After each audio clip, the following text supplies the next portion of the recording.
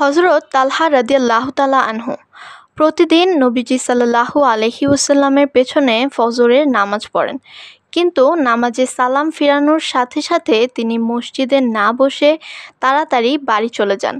এভাবে কয়েকদিন চলার পর অন্যান্য সাহাবীরা এটা নিয়ে আলোচনা শুরু করলেন যে প্রতিদিন সালাম ফিরিয়েই তালহা চলে যান, অথচ নবীজি সাল্লাল্লাহু আলাইহি ওয়াসাল্লাম ফজরের পর সূর্য উদয় না হওয়া পর্যন্ত মসজিদে বসে বয়ান করেন।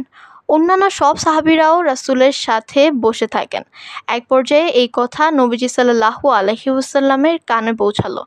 নবীজি সাহাবীদের বললেন, আগামীকাল ফজরের নামাজ শেষে তালহা যেন আমার সাথে দেখা করে। পরের দিন নামাজে আসলে তালহাকে এই কথা জানিয়ে দেওয়া হলো।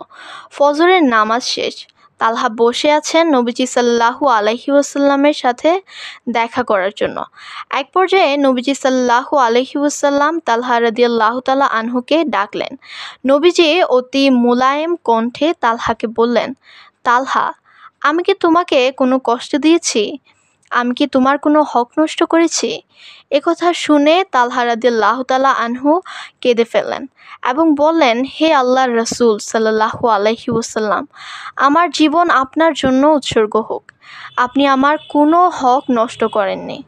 নবীজি সাল্লাল্লাহু আলাইহি ওয়াসাল্লাম বললেন, তাহলে তালহা, তুমি প্রতিদিন নামাজ শেষে আমার কাছে না বসে চলে যাও কেন?